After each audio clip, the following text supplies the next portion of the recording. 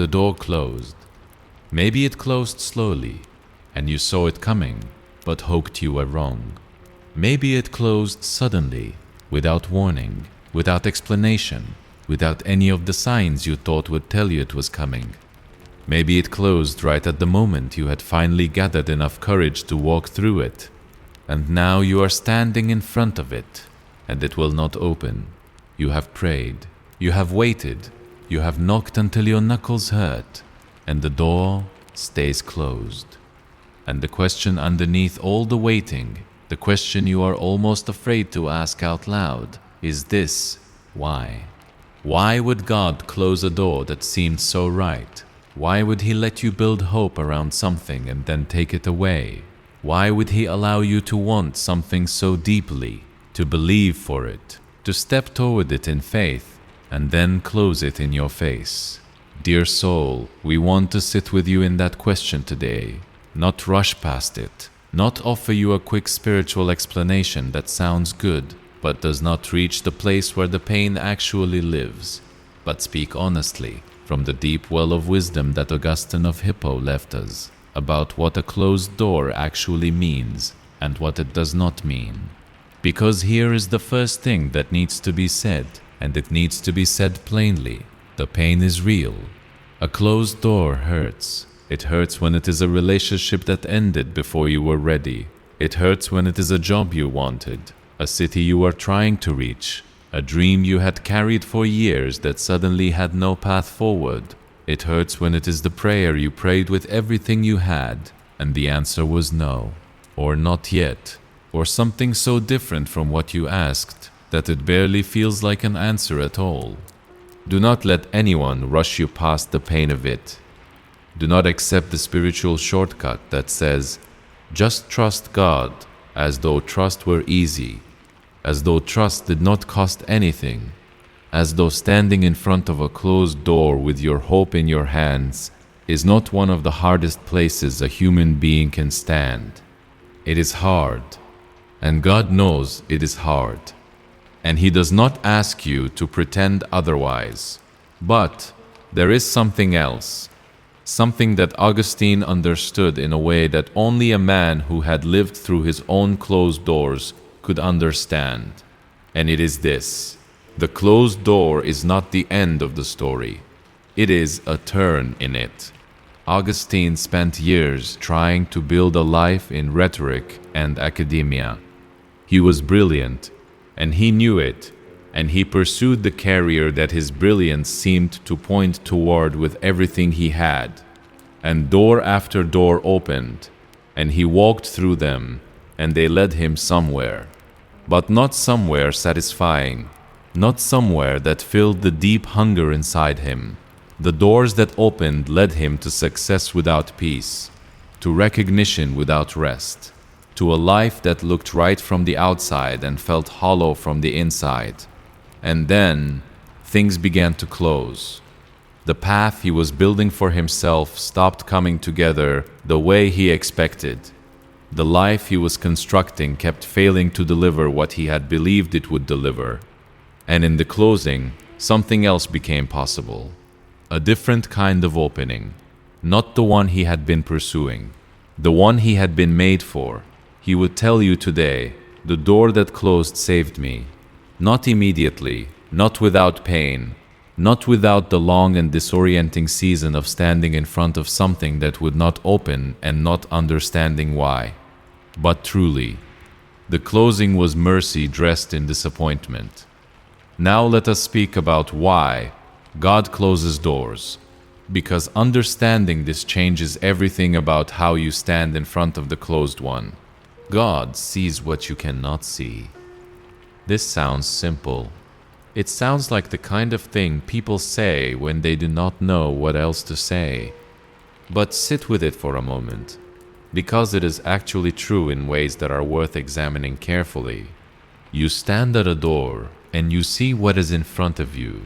The opportunity, the relationship, the future you are imagining, the version of your life that this door represents. And it looks good to you. Not just the relationship, but the patterns it would establish, the person it would make you into, The other doors it would close by opening. He sees the full picture, every thread, every consequence, every dimension of what lies on the other side of the door you are standing in front of.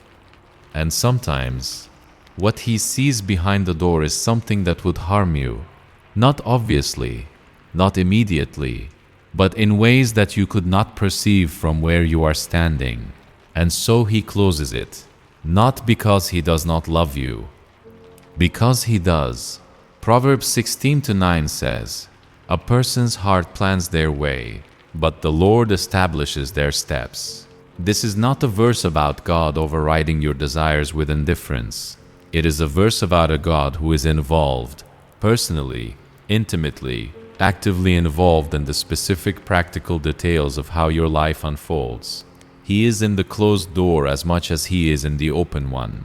He is in the redirection as much as he is in the arrival. His hand is on the closing as surely as it is on the opening. And Revelation 3-8 records something that should bring you genuine comfort. "I have placed before you an open door that no one can shut. The same authority that opens, closes, and the same love that opens is behind every closing." There is no closed door in your life that surprised God. There is no closed door that He is scrambling to explain or compensate for. Every closing was known, every closing was allowed, and every closing in the hands of a God who is both sovereign and good has a purpose. Think back, dear heart, just for a moment. Think back. Is there a door in your past that closed and hurt you at the time, and that you now understand, even partially, was mercy? A relationship that ended when you did not want it to, that you now see would not have been good for you. A job that fell through that led you somewhere better. A plan that collapsed that made room for something you never would have chosen but that turned out to be exactly right. Most of us, if we are honest, have at least one of these. At least one closed door that we grieved at the time and are quietly grateful for now. And that past experience is not a coincidence. It is evidence. Evidence of a God who was working in the closing, even when you could not see what He was working toward. The closed door you are standing in front of right now is the same kind of closing. You cannot see it from the inside yet.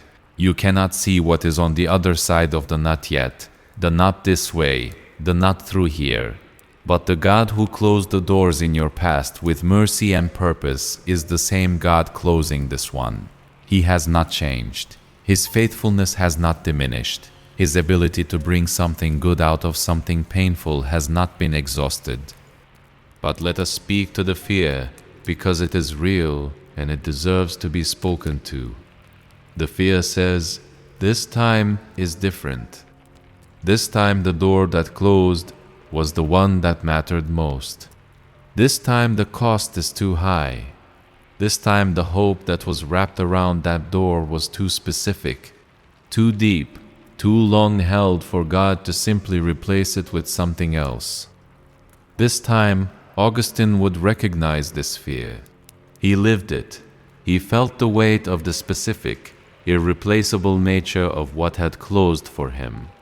And he would say to you, with the authority of someone who has been on the other side of exactly this feeling, the God who replaces closed doors does not offer you cheap substitutes. He does not close something specific and offer you something vague. He closes something that was not quite right and replaces it, in time, with something more right than you knew how to ask for. Your pain is specific, and God's provision is specific. He does not respond to the particulars of your loss with generalities. He responds to what you actually need with what you actually need. Now let us speak about trust. Because trust is what this moment requires of you, and trust is hard when you cannot see. Trust is not the absence of questions. You are allowed to ask why. You are allowed to bring the confusion, the grief, the "this doesn't make sense" before God honestly. Trust does not require you to pretend the closing did not hurt. It does not require you to arrive at peace before you have processed the pain. But trust does require this: the decision, made in the dark, before the reason is visible, before the replacement has arrived, before the story has shown you why. The decision to believe that the one who closed the door is good, that he knows what you do not know, that his purposes are better than your plans, even when your plans seemed right to you, that the closing is not the verdict on your life, but a turn in your story. Augustine put it this way: our heart is restless until it rests in you. The restlessness you feel in front of the closed door, the ache, the confusion, the reaching for something that keeps not arriving, this restlessness is not pointless. It is pointing you somewhere, toward the one whose purposes are behind the closing, toward the trust that does not require full understanding before it gives itself. Trust before you see. This is what faith actually is, not certainty about outcomes, not confidence that everything will look the way you hoped, but the settled, costly, daily decision to believe that God is good and that His hand is on your life, even now, even here, even in front of the door that will not open. So here is what we want to leave you with today, dear soul. The closed door is not the end. It is a turn. And the God who is turning you is the same God who has been faithful to you in every closed door that came before this one. He has not changed. He has not stepped back. He has not lost track of what you are hoping for or what you actually need. He sees what you cannot see. And what He sees is good. Trust Him with the closing. That is all He is asking. Not to stop grieving, not to immediately understand, not to feel peace before the peace has had time to arrive. Just trust Him with it. One day at a time, one prayer at a time, one small act of faith at a time. Tell us in the comments, what closed door in your past you now understand was mercy. Your story may be exactly what someone else needs to hear today to keep trusting in the middle of their own closing. And if these reflections have brought something real to your heart, subscribe and stay with us. Every week we bring you the deep wisdom of Augustine spoken into the real and specific questions of the life you are actually living. Go in peace, dear soul, and trust what you cannot see yet. The door that matters is still ahead. There is one more thing we want to speak about before we truly close, and it is the practical dimension of trusting what you cannot see.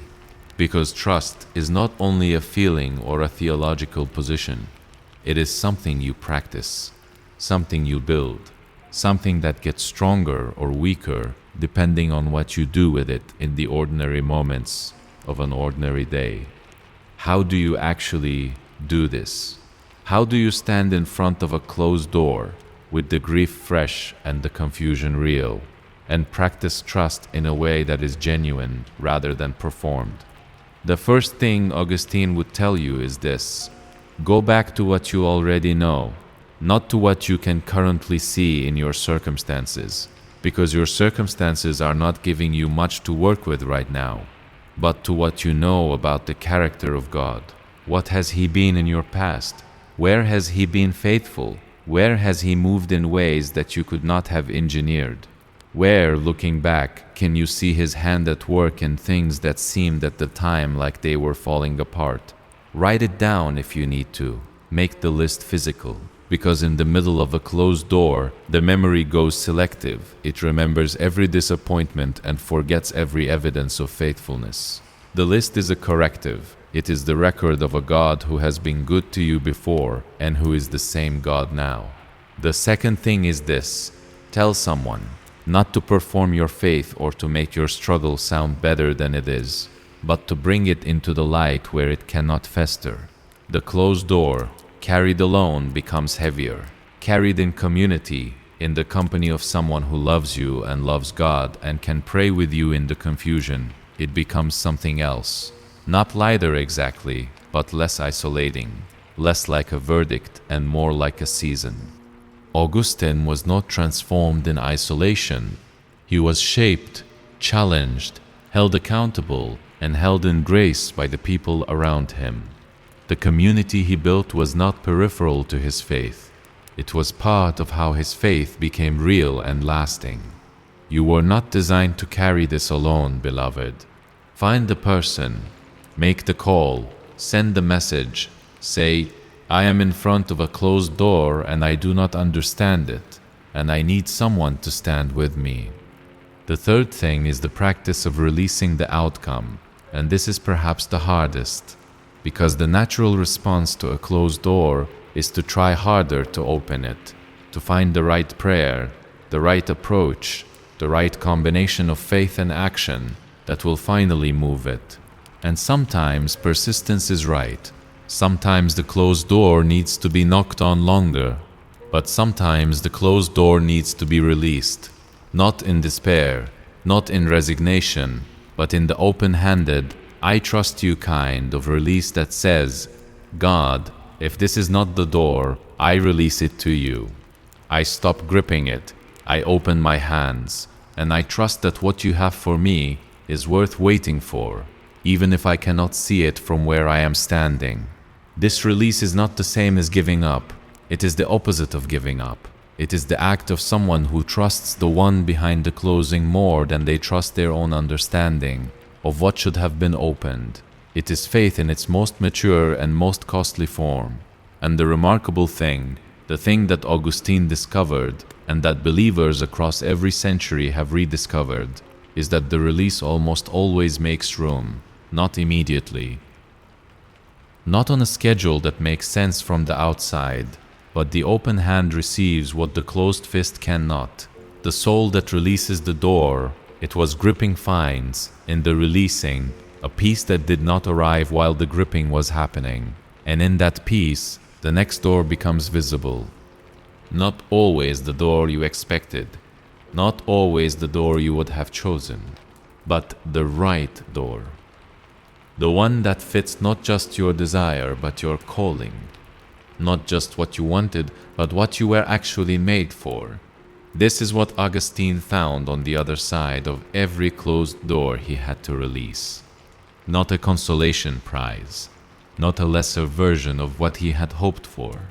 Something more right, something more him, something that made him look back at the closed door he had grieved over and say, with genuine gratitude, thank you for closing that. That day is coming for you too, dear soul. The day when the closed door in front of you right now becomes the closed door you look back on with gratitude. The day when you can see what God was protecting you from and what He was preparing you for. That day is coming. You may not be able to see it yet, but that does not mean it is not coming. Trust what you cannot see. Hold on to the character of the God who is behind the closing. Release the outcome into His hands and keep walking forward, one step at a time, in the direction that is still open to you. Because the door that matters, the one that fits the person you are becoming, the one that leads to what you were actually made for, that door is still ahead. And when it opens, it will be worth the wait. Tell us in the comments, are you in front of a closed door right now, or have you walked through a season of closed doors and come out the other side? Either way, we want to hear from you. Your story matters here. Subscribe, dear soul. Come back next week. And bring someone with you who is standing in front of a closed door right now and needs to hear that the closing is not the end. Go in peace and trust.